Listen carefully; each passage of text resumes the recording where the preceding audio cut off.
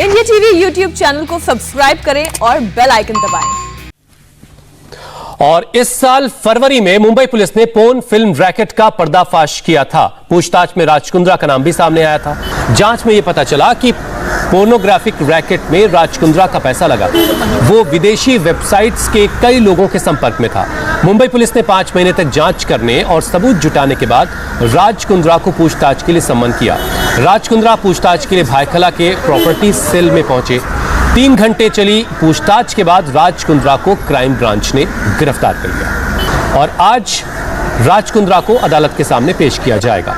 हमारे रिपोर्टर दिनेश मौर्य मुंबई के mud island में उस बंगले पर पहुंचे जहां आरोप है कि पोर्न फिल्में शूट की जाती थीं।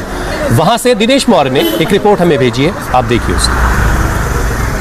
इस वक्त हमें मुंबई के मड स्थित ग्रीन विला बंगले के भीतर आरोप है कि इसी बंगले के अंदर अश्लील फिल्मों की शूटिंग की जाती थी। क्राइम ब्रांच सूत्रों के मुताबिक इस बंगले को किराए पर लिया जाता था। प्रतिदिन किराया करीब 15 से 20 हज़ार रुपये होता था और शूटिंग के पहले इस बंगले के जो कर्मचारी है, मालिक है, उन्हें बाहर जाने के लिए कहा जाता था और शूटिंग के ठीक पहले इस बंगले को चारों तरफ से एक नीले पर्दे से कवर कर दिया जाता था ताकि बाहर से गुजरने वाले लोगों को यह पता न चल सके कि अंदर किन फिल्मों की शूटिंग हो रही है।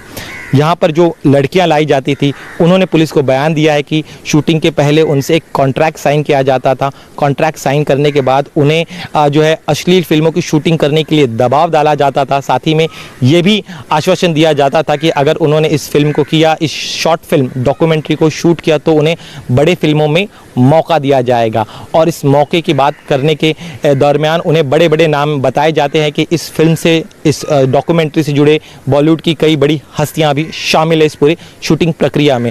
और एक बार फिल्म शूट होने के बाद इस शूट की जो लिंक है वो ईमेल के जरिए विदेश भेजी जाती थी और विदेश में एक यूके बेस्ड वेबसाइट है और कंपनी है, प्रोडक्शन कंपनी, उसकी मदद से OTT प्लेटफॉर्म्स पर इन फिल्मों को अपलोड किया जाता था। क्राइम ब्रांच सूत्र बता रहे हैं कि राज कुंद्रा का संबंध यूके बेस्ड इस प्रोडक्शन कंपनी से था। इस कंपनी में राज कुंद्रा के स्टेक्स होने की सीधी जानकारी क्राइम ब्रांच के हाथ लगी और उसी के बाद ये पूरी गिरफ्तारी हुई है। इसके अलावा क्राइम ब्रांच के सूत्र ये भी बता रहे हैं कि इसी बंगले के अंदर जो फिल्म शूट हुए थे उनमें से 8 फिल्मों को अपलोड करने का काम राज कुंद्रा के कंपनी में काम करने वाले एक पूर्व कर्मचारी कामत ने किया था। और कामत के बयान के जब उनसे सवाल जवाब किया जा रहा था उसी दौरान पहली बार राज कुंद्रा का नाम सामने आया था। अगर आप इस पूरे बंगले को देखेंगे तो ये बंगला काफ़ी बड़ा है और इस बंगले के अंदर ये फिल्म शूट होती थी। यहाँ के आसपास भी और कई सारे इसी तरह के बंगले हैं। हर बार जब भी यहाँ पर शूटिंग करनी होती है, इस अश्लील फिल्मों की शूटिंग करनी होती थी, तब यहाँ के ओनर्स को कहा जाता था कि वो किसी मराठी फिल्म को शूट करना चाहते हैं या किसी भोजपुरी फिल्म की शूटिंग करना चाहते हैं, लेकिन इन फिल्मों की आड़ में असल में इस बंगले के भीतर अश्लील फिल्में शूट की जाती थी। अब चूंकि ये पूरा मामला सामने आ गया तो क्राइम ब्रांच की टीम और भी जांच कर रही है कि आखिर और कितने सारे बंगलों का इस्तेमाल किया जाता था इस तरह पे फिल्म की शूटिंग के लिए। और अब पूरे मामले के तह तक जाने के लिए कोशिश क्राइम ब्रांच कर रही है। राज कुंद्रा की गिरफ्तारी के बाद और भी कई बड़े नाम इस पूरे मामले में सामने आ सकते हैं। कैमरामैन संतोष पालनकर के साथ दिनेश मौर्य, इंडिया टीवी, मुंबई।